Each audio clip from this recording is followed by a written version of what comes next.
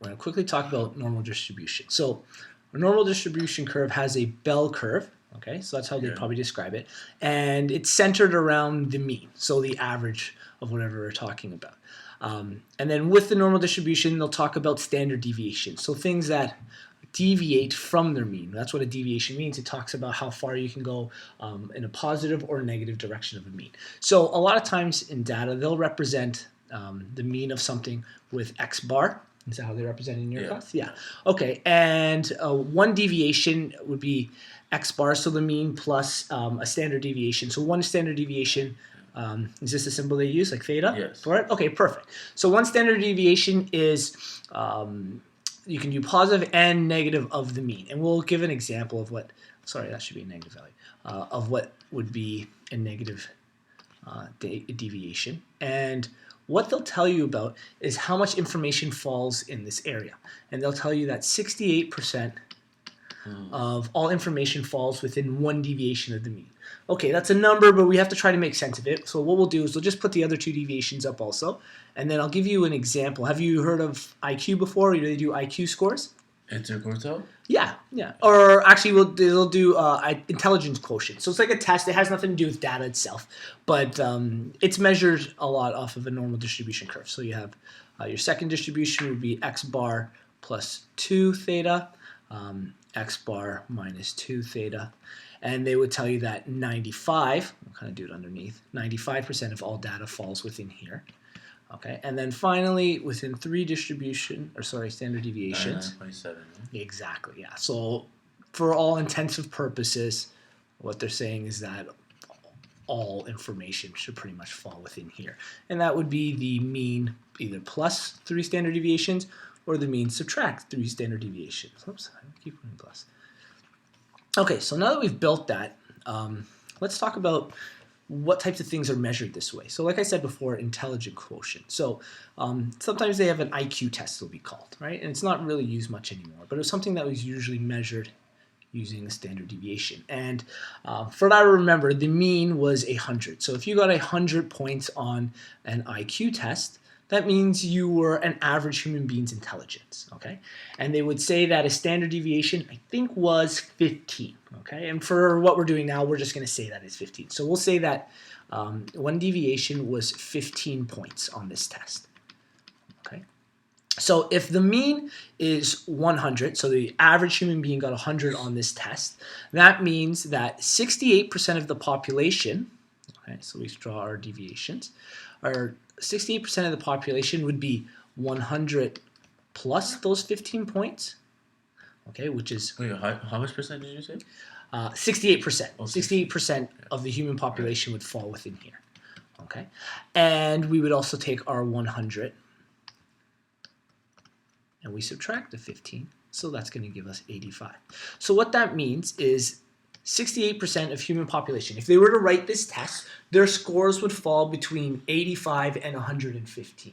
Okay, so that's a pretty large part of the population, and that was usually considered average intelligence. Your average intelligence was within these ranges, okay? On top of that, there were obviously scores that would go higher and lower. So you have 2 deviations, okay, and 2 deviations, that would mean people who score, we would take 100, and we would add, do you know what number we would add in this case? 2. Yeah, so we'd have 2 times our 15, let's draw it in there, which is 30, so that would be scores within 130, and we'd also have 100 minus 2 times 15, right, because that's 2 deviations. For the first one, we didn't have to multiply by 1 because we know that 15 times 1 is Exactly. That's exactly what we did there. And in this case, we're subtracting 30, so 70.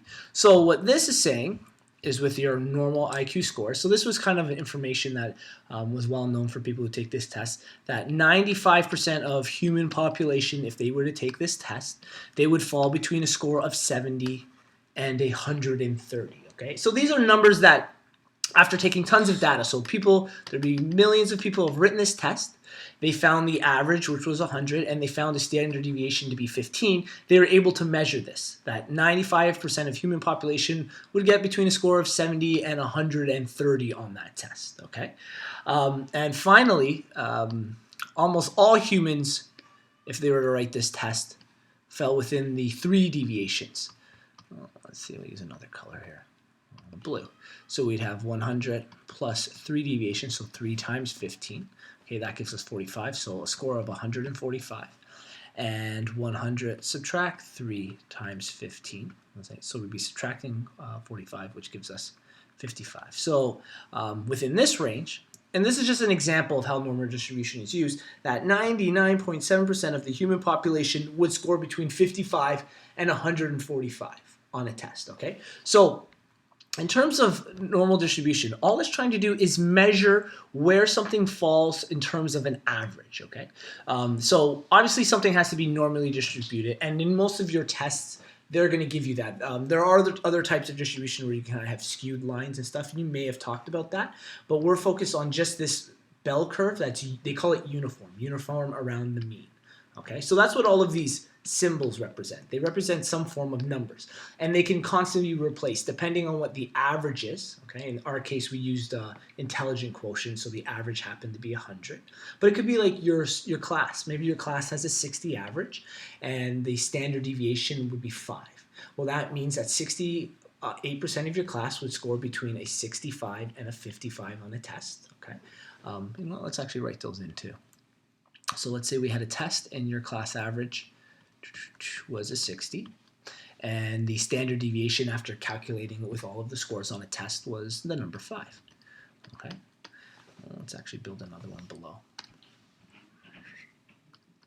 So we'll build a rough one here so we can get it done here. Let's see if you can kind of talk me through it.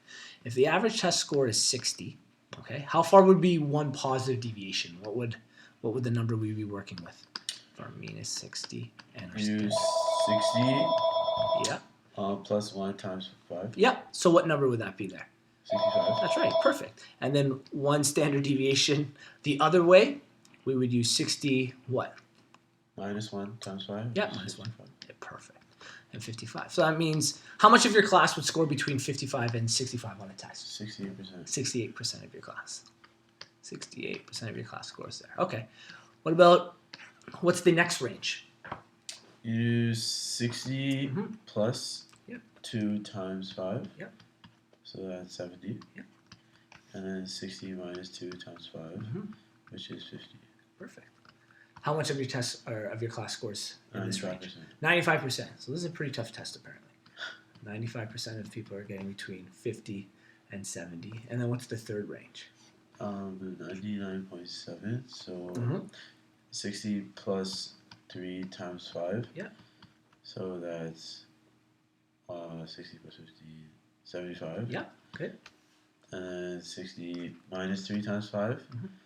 So that is 45. 45. Excellent. And that means that 99.7% of your entire class, which is pretty much everybody, is going to score within this range. Okay, so it's a really small deviation in this example here. On the end, it's like 1.35 or something like that. How much is outside of here? Yeah. Yeah, it's a very, very small amount. And if it's outside of 3 deviations, because it's 99.7, you would take essentially 100 and subtract 99.7, which is 0.3. So 0.3, yeah, so a very, very small percentage. If you had 1,000 people in a study, that'd be like 3 people would fall with either scores less than 45 or greater than 75. So we don't usually use it? It's very rare that you find information that's that far away from the mean if everything is normally distributed. Okay, so let's